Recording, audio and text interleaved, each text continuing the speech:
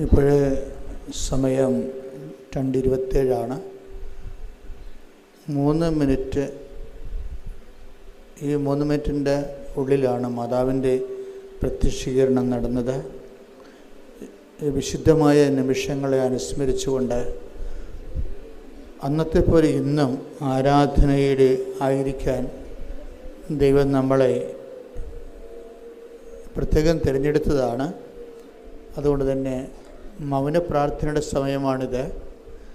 നിങ്ങളുടെ ഉടമ്പടി നിയോഗങ്ങൾ, ഉടമ്പടി ചെയ്തവരാണെങ്കിൽ അതും, ഉടമ്പടി ചെയ്യാത്തവരാണെങ്കിൽ ചെയ്യുമ്പോൾ എടുക്കാൻ സാധ്യതയുള്ള നിയോഗങ്ങളും നമുക്ക് മാതാവിന് സമർപ്പിക്കാം. ആര് എന്ത് സമർപ്പിച്ചാലും ഒന്നാമത്തെ സമർപ്പണം സഭ ദൈവത്തിൻ്റെ ഈ പദ്ധതി തിരിച്ചറിയാനുള്ള കൃപ സഭയ്ക്ക് നൽകാൻ വേണ്ടി പ്രാർത്ഥിക്കണം.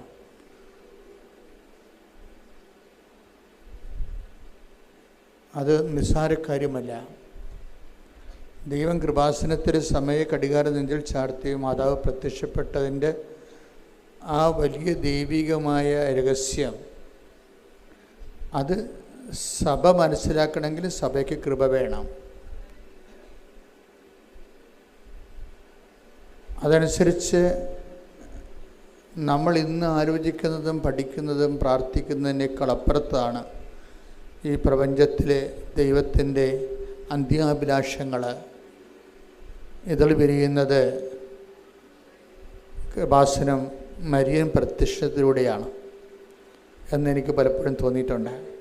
അതുകൊണ്ട് അഗാധമായ ദൈവികമായ പദ്ധതി താങ്ങാനും അത് ഉൾക്കൊള്ളാനും അത് മനസ്സിലാക്കാനും ഉള്ള കൃപ, എല്ലാ തരത്തിലുള്ള കൃപ സഭയ്ക്ക് ലഭിക്കുന്നതിന് വേണ്ടി കൂടിയും ഇപ്പോഴും നമുക്ക് പ്രാർത്ഥിക്കാവുന്നതാണ്.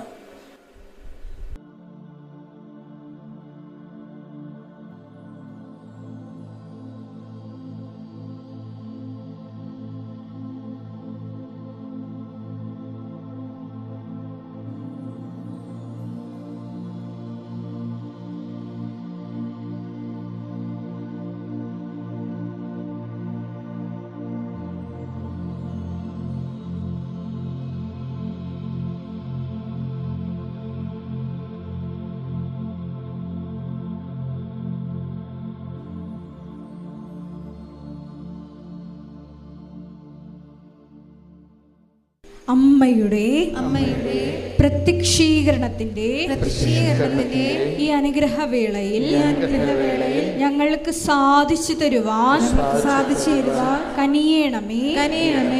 ആമേൻ. ആമേൻ. സ്തുതിക്കട്ടെ. ഹല്ലേലൂയ.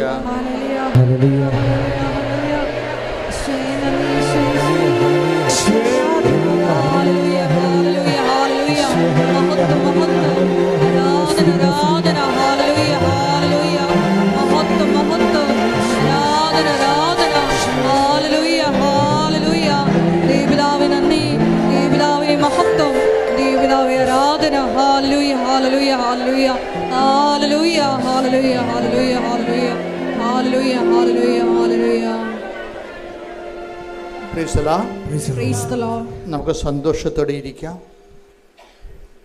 എല്ലാവരും ഇരിക്കണേ. കാര്യം ഇതെല്ലാം ഗ്ലാസ് ഇട്ടിരിക്കുന്നതിൻ്റെ കാരണം നമ്മളെ ഈ പുറത്തുള്ളവരെ കൂടി ഇതിൻ്റെ ഭാഗമാക്കുന്നതിന് വേണ്ടിയാണ്. അപ്പോൾ നിങ്ങൾ പുറത്തുള്ളവർക്ക് എതിരെ നിങ്ങൾ എഴുന്നേറ്റ് നിന്നാൽ മധുര കിട്ടിയ പോലെ ഇരിക്കുമോ? ഇത് മനഃപൂർവ്വം ഇത് ഗ്ലാസ് ആക്കിയത്. കാരണം ഇവിടെ ശുശ്രൂഷ നടക്കുമ്പോൾ ഇതിൻ്റെ 2 ഇരട്ടി ആൾക്കാർ പുറത്തുണ്ടാകും.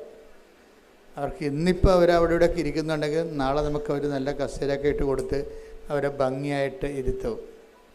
അവരെ കൂടി ഉദ്ദേശിച്ചിട്ടാണ് നമ്മൾ ഗ്ലാസ് ആക്കിയിരിക്കുന്നത്. കാര്യം അവർ പുറത്തുനിന്ന് അകത്തേക്ക് നോക്കിയ ഈശോനെ കാണണം. ശ്രുതിക്കട്ടെ. ഹല്ലേലൂയ. ഹല്ലേലൂയ. ഹല്ലേലൂയ. ഹല്ലേലൂയ. ഹല്ലേലൂയ. മഹത്വം, മഹത്വം, ആരാധന, ആരാധന. ഹല്ലേലൂയ. ഹല്ലേലൂയ. ഹല്ലേലൂയ. ദൈവപിതാവേ നന്ദി, ദൈവപിതാവേ മഹത്വം, ദൈവപിതാവേ ആരാധന. ഹല്ലേലൂയ. ഹല്ലേലൂയ. ഹല്ലേലൂയ. മഹത്വം, മഹത്വം, ആരാധന ആരാധന പുകഴ്ചയും ഉണ്ടായിരിക്കട്ടെ. പരിശുദ്ധ പരമദിവ്യകാരുണ്യത്തിന് നേരവും ആരാധനയും സ്തുതിയും പുകഴ്ചയും ഉണ്ടായിരിക്കട്ടെ. പ്രത്യക്ഷീകരണത്തിൻ്റെ ഈ ആരാധന നമ്മൾ അപ്പ് ചെയ്യുന്നത് അടുത്ത ചൊവ്വാഴ്ചയായിരിക്കും. അതുകൊണ്ട് തന്നെ ചൊവ്വാഴ്ചയിൽ 2 ലക്ഷത്തോളം പേര് ഈ ധ്യാനം ഓൺലൈനിൽ കൂടും. അവർക്ക് കൂടിയുള്ള സന്ദേശമാണ് ഇപ്പോഴ് കൈമാറുന്നത്. ഞാൻ കുറേ ദിവസങ്ങൾ ഈ ഒരു വിഷയത്തിന് വേണ്ടി പ്രാർത്ഥനയിലായിരുന്നു. അപ്പോൾ എൻ്റെ മനസ്സിൽ വന്ന കുറച്ച് കാര്യങ്ങൾ, നമ്മളിന്ന് പലതരത്തിലുള്ള വിഷമവും ഭാരവും ഒക്കെ അനുഭവിക്കുന്നവരാണ്. പ്രത്യേകിച്ച് കൃപാസനത്തിൽ വരുന്നവർ മനുഷ്യന്മാർക്കെല്ലാം ഇപ്പോഴ് ഒരു കാര്യം മനസ്സിലായി. മനസ്സിന് ഭാരവും ശരീരത്തിന് ക്ലേശവും കുടുംബത്തിന് സമാധാനമൊക്കെ നഷ്ടപ്പെടുമ്പോൾ ആദ്യം നമ്മളെ അന്വേഷിച്ചും കാത്തുവരിക്കുന്ന ഒരാളായിട്ടാണ് കൃപാസനം മാതാവിനെ ഇന്ന് കുറഞ്ഞ പക്ഷം എല്ലാ മലയാളികളുമെങ്കിലും കാണുന്നത്. അതുകൊണ്ട് ഞാൻ ഓരോ ദിവസവും ആൾത്താരെ കാണുന്ന വ്യക്തികളെല്ലാം പുതിയ ആൾക്കാരാണ്. കുറച്ച് പേര് മാത്രമേ പഴയതുള്ളൂ. അപ്പോൾ അവരുടെ അടിയന്തര ഒരു സാഹചര്യത്തിൽ അവർ അമ്മയുടെ അടുത്ത് അഭയം പ്രാപിച്ചിരിക്കുകയാണ്. അതുകൊണ്ട് തന്നെ നമുക്ക് സിമ്പിളാണ്.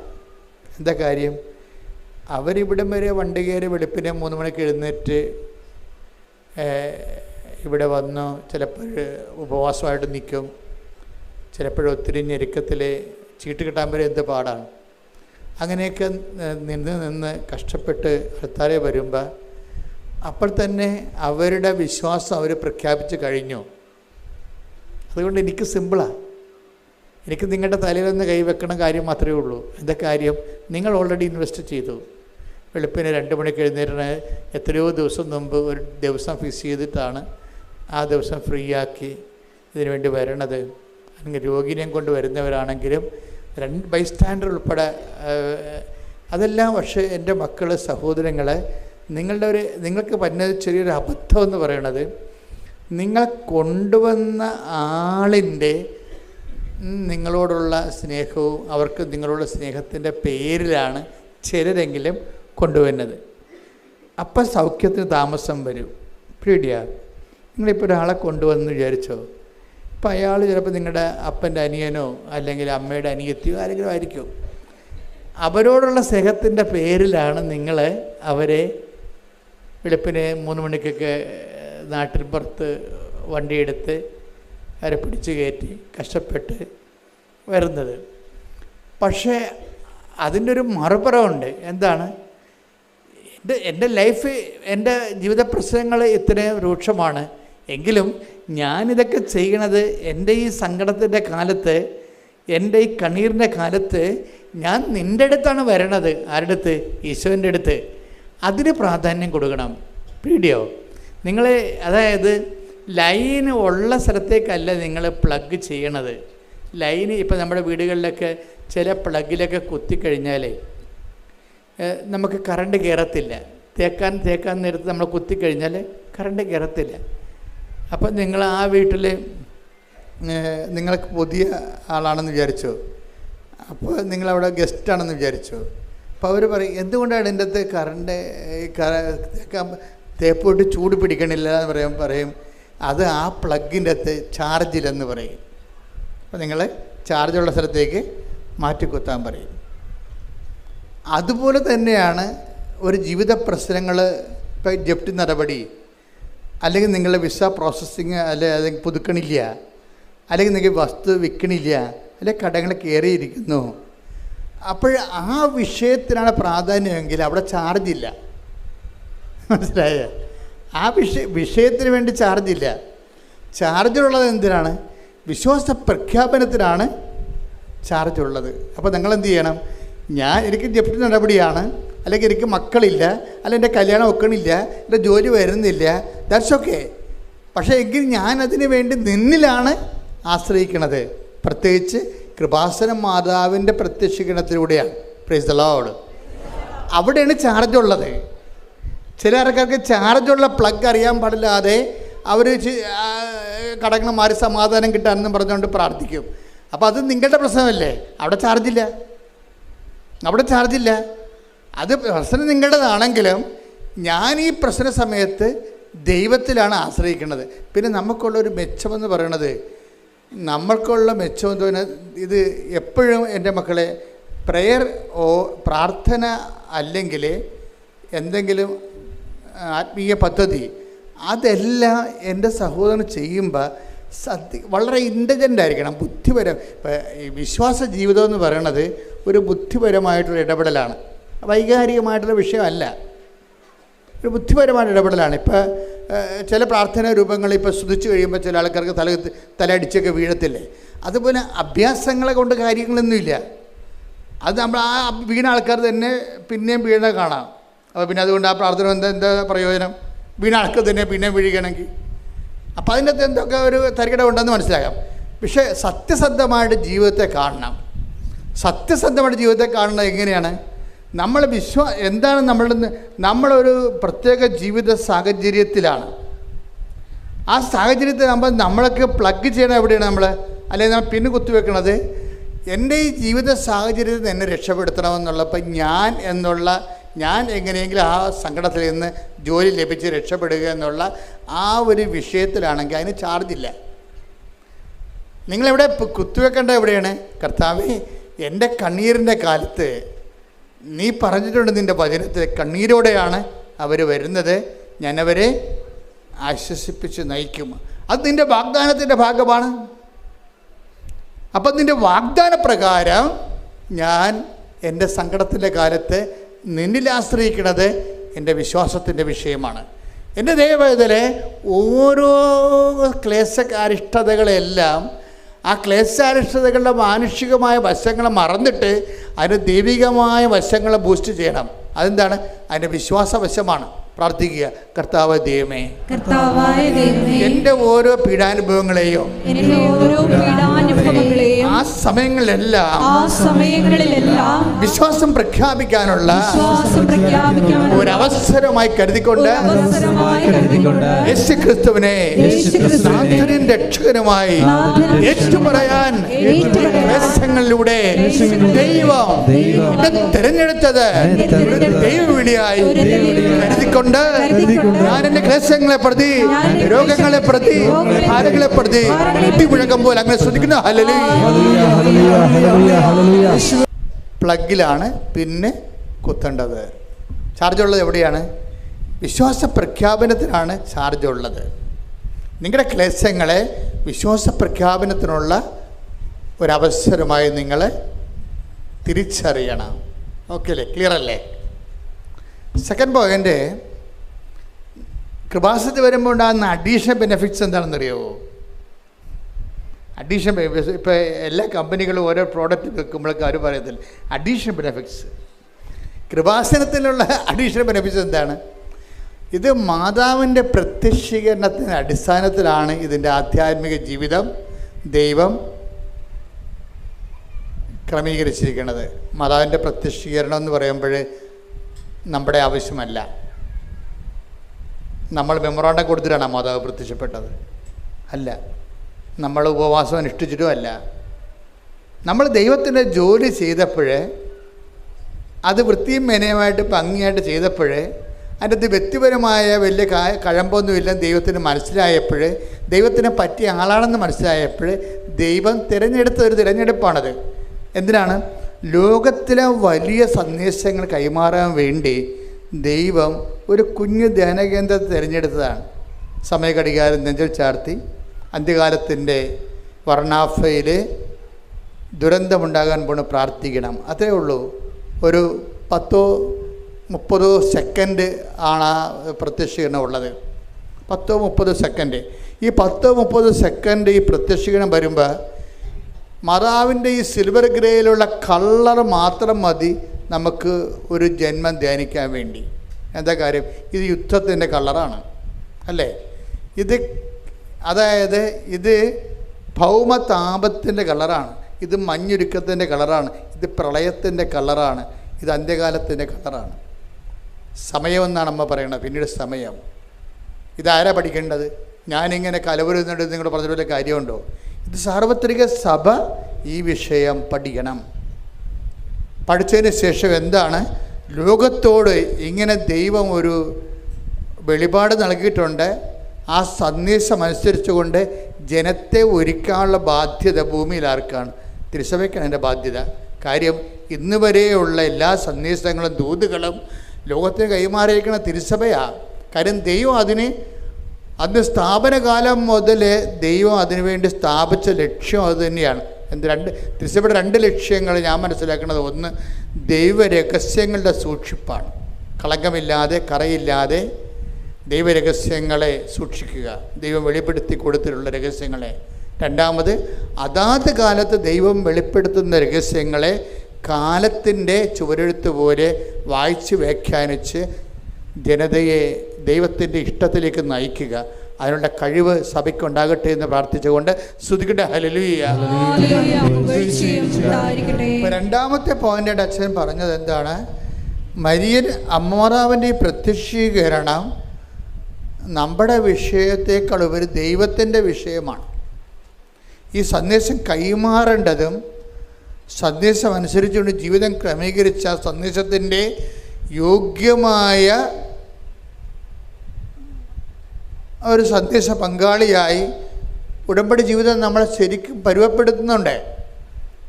ഞാൻ ഇപ്പോഴ് എൻ്റെ പ്രാർത്ഥനകളുടെ ഇപ്പം നിങ്ങളെ കാണുമ്പോഴൊക്കെ ഞാൻ പ്രാർത്ഥിക്കുമ്പോൾ പണ്ട് എൻ്റെ അടുത്ത് വന്നിട്ടുള്ള ആൾക്കാരുടെ അടുത്ത് പ്രാർത്ഥിക്കുമ്പോൾ അവിടെ തലയിലൊക്കെ കൈവച്ച് കഴിഞ്ഞാൽ ഞാൻ 10 മിനിറ്റൊക്കെ പ്രാർത്ഥിക്കുമായിരുന്നു. ഇപ്പോൾ ഒരു 5 സെക്കൻഡേ പ്രാർത്ഥിക്കത്തുള്ളൂ. എന്താ വ്യത്യാസം? ആ ഒരു വ്യത്യാസമുണ്ട്. കാര്യം ഞാൻ കഴിഞ്ഞ ഇപ്പോൾ അച്ഛനായിട്ട് 30-40 കൊല്ലമായി. അപ്പോൾ കഴിഞ്ഞ കാലങ്ങളിൽ എത്രയോ, ഞാൻ 87 മുതൽ ജനങ്ങളിങ്ങനെ പ്രാർത്ഥിക്കാൻ വന്നതാണ്. അന്നൊക്കെ ജനങ്ങളുടെ തലക്കൈ വെക്കുമ്പോൾ ഞാൻ പറഞ്ഞുകൊണ്ടിരുന്നത് കുറേ കാര്യങ്ങൾ പറയും. കർത്താവിൻ്റെ പീഡാനുഭവം, കുരിശുമരണവും എല്ലാം പറയും. അതിൻ്റെ അടിസ്ഥാനം പറയും, എല്ലാം പറയും. പ്രാർത്ഥനയുടെ അടിസ്ഥാനങ്ങളെല്ലാം വെളിവാക്കിയിട്ടാണ് പിന്നീട് ആ ജനങ്ങളുടെ രോഗങ്ങളുടെ എല്ലാം വിശദാംശങ്ങൾ പറയും. ജനങ്ങളുടെ രോഗങ്ങളുടെ ഇപ്പോൾ രോഗങ്ങളുടെ വിശദാംശങ്ങളൊന്നും പറയത്തില്ല. എന്താ കാര്യം? ഒരു കാര്യം പറയും. എന്താണ്? മാതാവിൻ്റെ പ്രത്യക്ഷീകരണത്തിൻ്റെ സാക്ഷിയായി എന്നെ ഉയർത്തണമേ, ചാപ്റ്റർ ഈസ് ക്ലോസ്ഡ്. ആ വ്യത്യാസം വരുന്നുണ്ട്.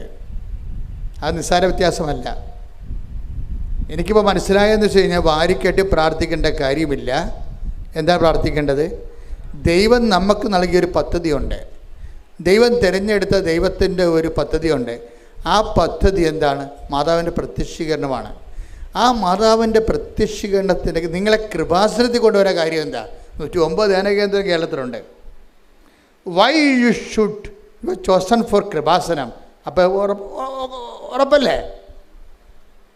നിങ്ങൾ ഈ 109 ധ്യാനകേന്ദ്രത്തിൽ നിന്ന് നിങ്ങളെ ഈ കൃപാസനത്തിലേക്ക് നിങ്ങളെ സെലക്ട് ചെയ്യുമ്പോൾ ദൈവം ഉദ്ദേശിക്കുന്നത് എന്താ? നിങ്ങളെ മാതാവിൻ്റെ പ്രത്യക്ഷീകരണത്തിൻ്റെ സാക്ഷിയാക്കാനാണ്. അല്ലെങ്കിൽ ഈ കാണുന്ന കാര്യങ്ങളെല്ലാം എല്ലായിടത്തും ഉണ്ടല്ലേ? എല്ലാ ധ്യാനകേന്ദ്രങ്ങൾക്കും ദൈവത്തിൻ്റെ കൃപയില്ലേ? അവിടെയുള്ള ധ്യാനഗുരുക്കന്മാർക്ക് കർത്താവിൻ്റെ കൃപയില്ലേ? പക്ഷേ കൃപാസനത്തിൽ വരുമ്പോൾ ദൈവം ഉദ്ദേശിക്കുന്നത് എന്താണ്? നിങ്ങളെ മാതാവിൻ്റെ പ്രത്യക്ഷീകരണത്തിൻ്റെ സാക്ഷികളാകണം.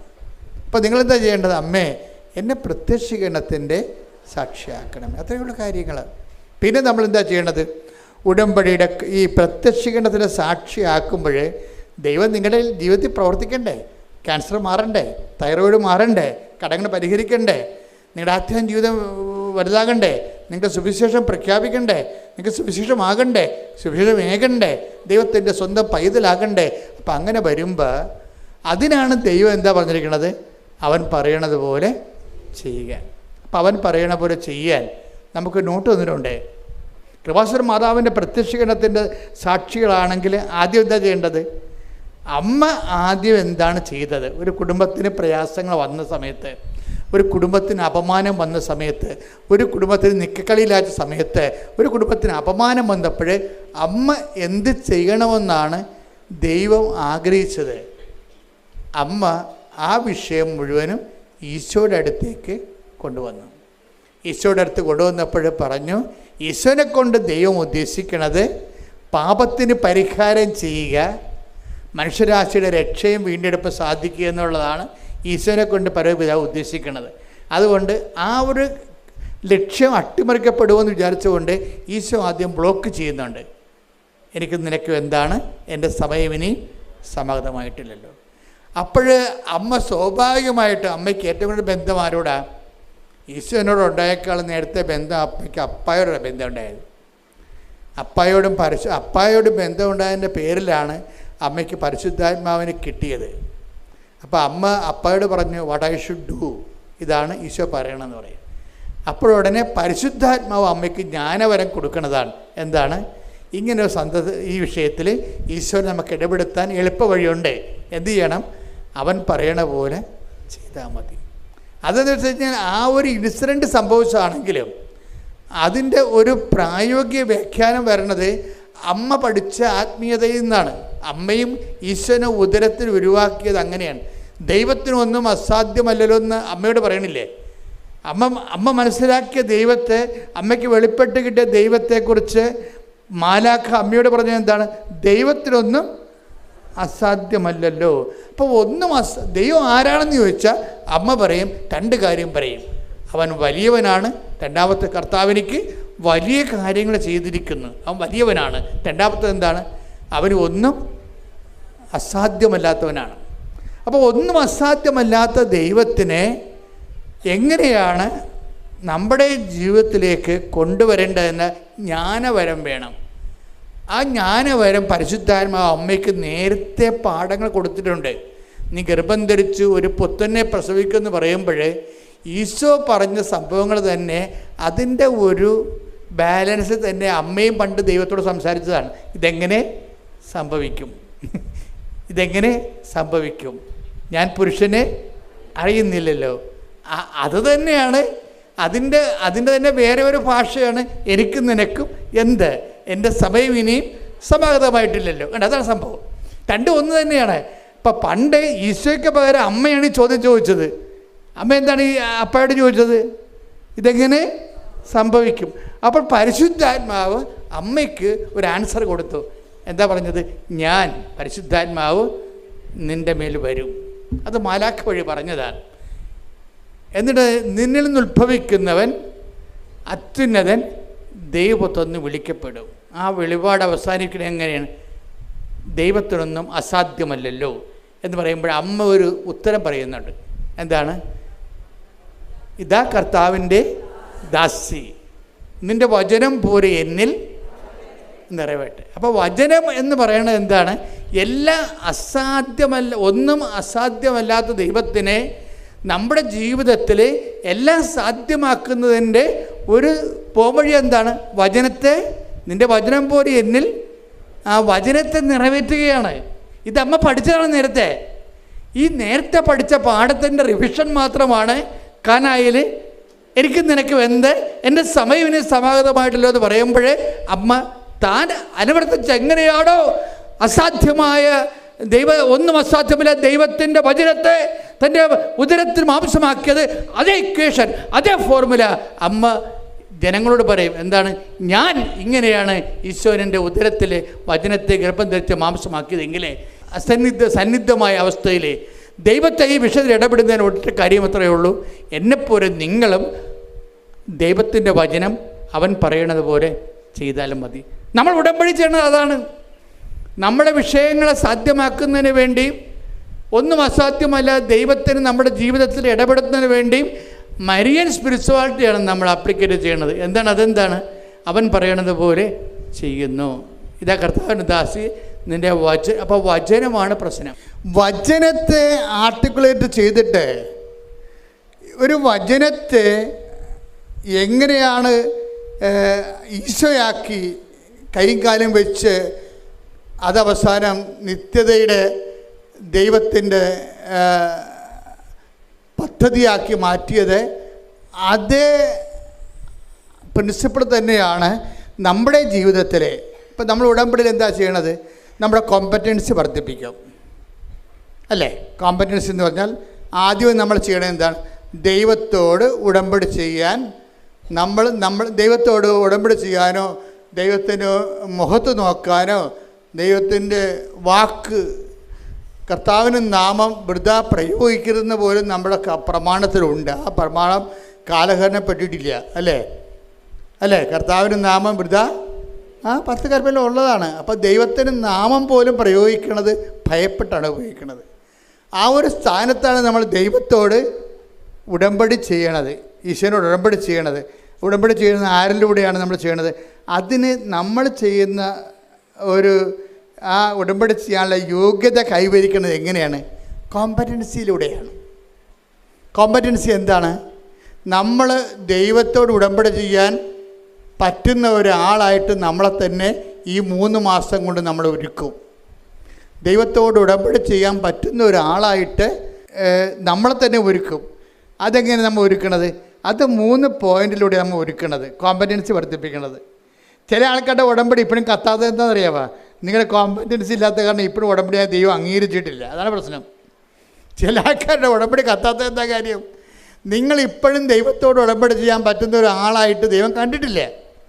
അതാണ് ഇന്നത്തെ പ്രശ്നം. ദൈവത്തോട് ഉടമ്പടി ചെയ്യണമെങ്കിൽ ഉടമ്പടിയുടെ കവനൻ്റ് കോമ്പറ്റൻസി ഉണ്ട്. കവനൻ്റ് കോമ്പറ്റൻസിയിൽ 3 പോയിന്റുകളുണ്ട്. ഈ 3 പോയിന്റും വൃത്തിയായിട്ട് ചെയ്താൽ നമ്മൾ കോമ്പറ്റൻ്റായി. എന്താണ്? ദൈവത്തോട് ഉടമ്പടി ചെയ്യാൻ പറ്റുന്ന ഒരാളായി മാറി. ഒന്നാമത്തത് എന്താണ്?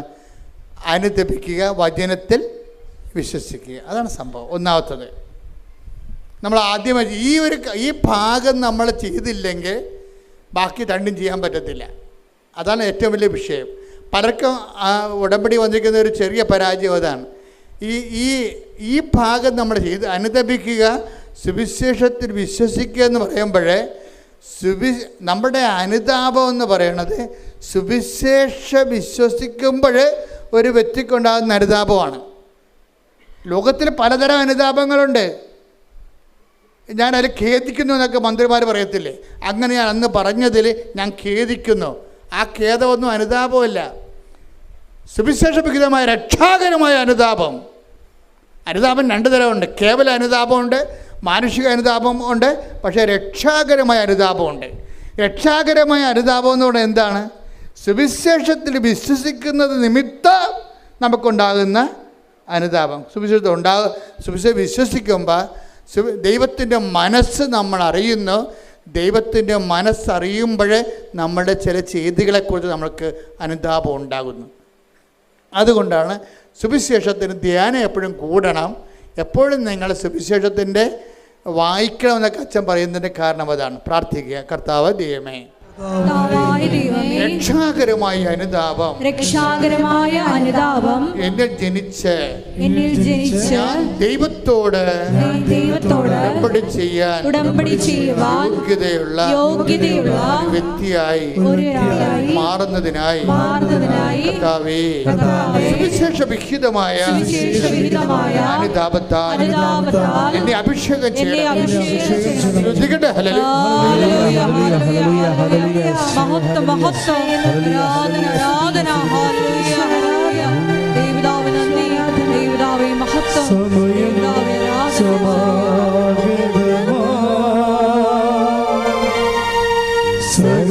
ഹല്ലേലൂയ.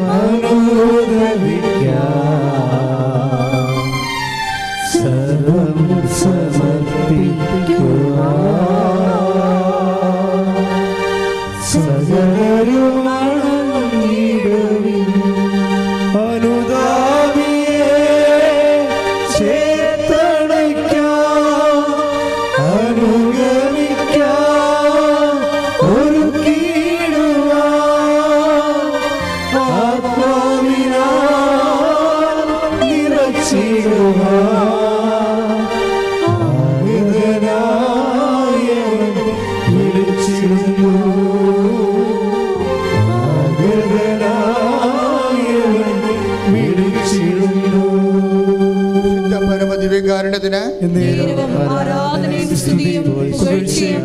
ദൈവപിതാവേ കവനൻ്റെ കോമ്പറ്റൻസി എന്ന് പറഞ്ഞാൽ ഉടമ്പടി ദൈവത്തോട് ചെയ്യാനുള്ള യോഗ്യത. ഒന്നാമത്തെ പോയിന്റ് കഴിഞ്ഞല്ലേ? ഇനി 2ാമത്തെ പോയിന്റ് ഉണ്ട്. ആദ്യത്തെ പോയിന്റ് എന്താണ്? അനുദപിക്കുക, വിശ്വസിക്കുക.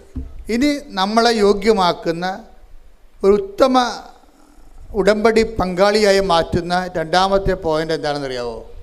അവൻ പറയണത് പോലെ ചെയ്യുക. അതാണ് അതിൻ്റെ മർമ്മം എന്ന് പറഞ്ഞാൽ അവൻ പറയണ പോലെ ചെയ്യുക.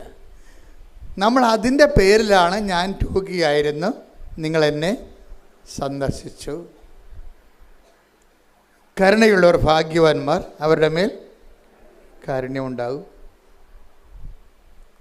അപ്പോഴങ്ങനെ ദൈവത്തിൻ്റെ കരുണയും അതുപോലെ തന്നെ ദൈവത്തിൻ്റെ വചനങ്ങളും, ഞാൻ പരദേശിയായിരുന്നു, നിങ്ങളെ സന്ദർശിച്ചു. ഞാൻ കാരാഗൃഹത്തിലായിരുന്നു, നിങ്ങളെന്നെ സന്ദർശിച്ചു. ഞാൻ രോഗിയായിരുന്നു, നിങ്ങളെന്നെ സന്ദർശിച്ചു. അപ്പോൾ എല്ലാ തരത്തിലുള്ള മനുഷ്യോപകാര പ്രവർത്തനങ്ങൾ, മനുഷ്യോപകാര പ്രവർത്തനങ്ങളെന്ന് ഇന്ന് നമുക്ക് പറയാൻ പറ്റത്തില്ല. ഇപ്പം നമ്മൾ ഈ മരങ്ങളെല്ലാം നമ്മൾ ഈ കെട്ടിടം എന്താണ് ഇവിടെ വന്നിരിക്കണത്? ഈ കെട്ടിടം എന്താ ഇവിടെ? ഈ കെട്ടിടം കല്ലിട്ടത് അവിടെയാണ്. അപ്പം ഞങ്ങൾ കെട്ടിടം പണിയാൻ വേണ്ടി വന്നപ്പോൾ അവിടെ 2 മരം നിൽക്കുന്നുണ്ടായിരുന്നു. അപ്പോൾ ഞാൻ പറഞ്ഞു മരം വെട്ടാൻ പറ്റത്തില്ലെന്ന് പറഞ്ഞു. അപ്പം മരമില്ലാത്ത സ്ഥലത്തേക്ക് കെട്ടിടം മാറ്റിയതിനെ കണ്ടത്. 2 മരത്തിന് വേണ്ടിയാണ്. അല്ലെങ്കിൽ റോഡിൽ നിന്ന് നോക്കുമ്പോൾ ഭംഗിയായിട്ട് ഈ കെട്ടിടം കാണാൻ പറ്റും. പെട്ടെന്ന് നമ്മൾ ഭംഗിയായിട്ട് ആൾക്കാരെ കാണിക്കുകയല്ല പ്രശ്നം.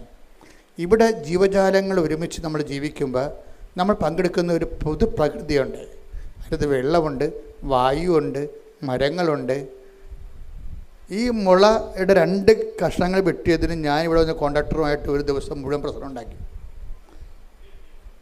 എന്നിട്ടും അവരത് വെട്ടി. കാര്യം അതിൻ്റെ അകത്ത് മുള കാറ്റത്ത് ആടിക്കൊണ്ട് നമ്മുടെ പല അലുമിനിയം ഷീറ്റുകളെ തെറിപ്പിച്ച് കളഞ്ഞു. പക്ഷേ ഇത് പ്രകൃതിയെ സംരക്ഷിക്കുക എന്നുള്ളതും നമ്മുടെ സുവിശേഷ വിഹിതമായ ഒരു സാക്ഷ്യമാണത്. കാര്യം നമുക്ക് വെറുതെ ഇങ്ങനെ സർവൈവ് ചെയ്യാൻ പറ്റത്തില്ല. ഞാനൊരു ഗൾഫ് രാജ്യങ്ങളിൽ സുവിശേഷ വേലയ്ക്ക് പോയപ്പോൾ ഞാൻ ഒരു 10-100 കിലോമീറ്റർ ഈ എണ്ണപ്പാടത്തിലൂടെ പോയി. അപ്പം ഞാനവിടെ ദൈവമേ കേരളം എന്ത് മനോഹരമാണെന്ന്. ഖത്തറിൽ ചെന്നപ്പോൾ അത് വേറൊരു രാജ്യമാണ്. ഖത്തറിൻ്റെ വിമാനത്താവളത്തിനകത്ത് അവർ വനം വെച്ച് പിടിപ്പിക്കുകയാണ്. വിമാനത്താവളത്തിനകത്ത് അതെന്ത് കോടികൾ മുടക്കിയാണ് ആ മരങ്ങൾ വെച്ച് പിടിപ്പിക്കുന്നത്. ഒരു പച്ചപ്പില്ലാത്തതിന് എന്തുമാത്രം വിഷമിക്കണമെന്നാണ്. അപ്പം നമുക്ക് ഉള്ള സാഹചര്യങ്ങളെ ഉപയോഗിക്കുന്നത് ഈ മനുഷ്യൻ മാനസാന്തരപ്പെടുന്ന മാത്രമല്ല, മാനസാന്തരത്തിൻ്റെ ഒരു ഇക്കോളജിയുമായിട്ട് കുറേ ബന്ധമുള്ള കാര്യങ്ങളാണ്. പക്ഷേ എല്ലാ ജീവജാലങ്ങളും വളരാനും പുലരാനും അനുവദിക്കുന്നു. നമുക്ക് ദോഷമുണ്ടാകുന്ന ജീവജാലങ്ങളെക്കുറിച്ചല്ല. ഇപ്പോൾ പാമ്പിനൊക്കെ പറഞ്ഞ് വീട്ടിൽ കയറ്റി വെക്കുന്ന കഴിഞ്ഞാൽ ചിലപ്പോൾ അത് കൊത്തി ചത്തുപോകും നമ്മൾ. അതിനൊക്കെ നമുക്ക് കർത്താവ് പറഞ്ഞിട്ടുണ്ട്, നിങ്ങളെ വിവേകമുള്ളവരായിരിക്കണമെന്ന്, സർപ്പങ്ങളെപ്പോലെ വിവേകമുള്ളവരായിരിക്കണമെന്ന്. വിവേകം കാണിക്കേണ്ടി വരും ആ കാര്യത്തിൽ. പ്രകൃതി സ്നേഹം കാരണം വിവേകം പോകരുത്. അതൊരു പ്രാക്ടിക്കൽ പ്രൂഡൻസാണ് അതിൻ്റെ പശ്ചാത്തലം. അപ്പം ഞാൻ പറഞ്ഞു വരുന്നതിൻ്റെ കാരണം, അവൻ പറയണത് പോലെ ചെയ്തു വരുമ്പോഴേ സ്വാഭാവികമായിട്ടും മനുഷ്യൻ മാത്രമല്ല അവിടെ ആ ചെയ്യത്തിലുള്ളത്, പ്രകൃതിയും പരിസരങ്ങളും എല്ലാം അതിൻ്റെ അകത്തുണ്ട്. നമുക്ക് സ്വസ്ഥവും സമാധാനമായിട്ട് ജീവിക്കണമെങ്കിൽ ആലപ്പുഴ വരുമ്പോൾ നമുക്ക് ഉണ്ടാകുന്നൊരു പ്രശ്നം എന്താ, ഇവിടുത്തെ എയർ ഇത്തിരി കട്ടിയാണ്. പക്ഷേ ഇടുക്കി ചെന്ന് കഴിഞ്ഞാൽ ഞങ്ങൾ ഞാൻ പറഞ്ഞ ഇടയ്ക്ക് ഞാൻ കാട്ടിൽ പോകും. എന്തിനാണെന്ന് അറിയാം? നല്ല ഫ്രഷ് ഓക്സിജൻ കിട്ടാൻ വേണ്ടിയാണ്. ഒരു ദിവസം മുഴുവനും കാട്ടിലൂടെ ഞാനും സണ്ണിയും കൂടി വെറുതെ സഞ്ചരിച്ച് അങ്ങോട്ടും ഇങ്ങോട്ടും വെറുതെ കാറിൻ്റെ ഡോറ് തുറന്നിട്ട്, എന്ന് വെച്ച് കഴിഞ്ഞാൽ അതൊരു ട്രീറ്റ്മെൻറ്റാണ് ശരിക്കും പറഞ്ഞാൽ. അത് നമ്മൾ ദൈവം തന്ന ഏറ്റവും വലിയ നിധിയാണ് ഈ പ്രാണവായു എന്ന്. അപ്പോൾ പ്രാണവായുവിൻ്റെ സാഹചര്യങ്ങൾ നമ്മുടെ ജീവിതത്തിൻ്റെ പരിസരങ്ങൾക്ക് ചുറ്റും നമ്മൾ ജനിപ്പിക്കണം. ഇതുപോലെ ഓക്സിജൻ കൊടുക്കുന്ന പേരാല് അത് മരിക്കാൻ പോയിട്ട് അതിനെ രാത്രി പൊക്കിയെടുത്ത് ചീഞ്ഞ ഭാഗം വെട്ടിയിട്ട് പിന്നെ സംരക്ഷിച്ച് വെച്ചിരിക്കുകയാണ്. അത് ഓക്സിജൻ കൊടുക്കുന്നതാണ്. എന്താ പ്രശ്നം വെച്ച് കഴിഞ്ഞാൽ, നമ്മളുടെ ജീവിതത്തിൽ നമ്മുടെ പരിസരങ്ങളും എല്ലാവർക്കും സൗഹൃദമായിട്ട് വളർന്നു വരുന്നതിന് വേണ്ടി നമ്മളെടുക്കുന്ന നിലപാടുകളും സുവിശേഷത്തിൻ്റെ ഒരു സാക്ഷീകരണത്തിൻ്റെ ഭാഗമാണ് എല്ലാം. ഇപ്പോൾ ഒരു കാഴ്ചപ്പാടാണ് നമുക്ക് കർത്താവ് നൽകിയിരിക്കുന്നത്. അതെല്ലാം ഉടമ്പടിയുടെ പരിധി വരുന്നതാണ്. അവൻ പറയണത് പോലെ ചെയ്യുക, പ്രാർത്ഥിക്കുക. കർത്താവായ ദൈവമേ, ദീനാനുകമ്പയോടുകൂടി മനുഷ്യനോട് പെരുമാറുമ്പോൾ തന്നെ സർവ്വജീവജാലങ്ങളോടും പ്രകൃതിയോടും ശുദ്ധമായ വെള്ളവും ശുദ്ധമായ വായു ഇവിടെ സംരക്ഷിക്കപ്പെടാൻ വേണ്ടി ദൈവമേ, അവൻ പറയണത് പോലെ ഞാൻ രോഗിയായിരുന്നു, നിങ്ങൾ എന്നെ സന്ദർശിച്ചു. പ്രകൃതിയും പരിസരവും പ്രകൃതിയും പരിസരവും രോഗാതുരമാകുമ്പോൾ മനുഷ്യരാശിക്ക് വേണ്ടി ദൈവത്തിന്റെ സൃഷ്ടിയെ സംരക്ഷിക്കാനുള്ള സുവിശേഷവിഹിതമായ പ്രതിബദ്ധതയാൽ എന്നെ അഭിഷേകം ചെയ്യണമേ.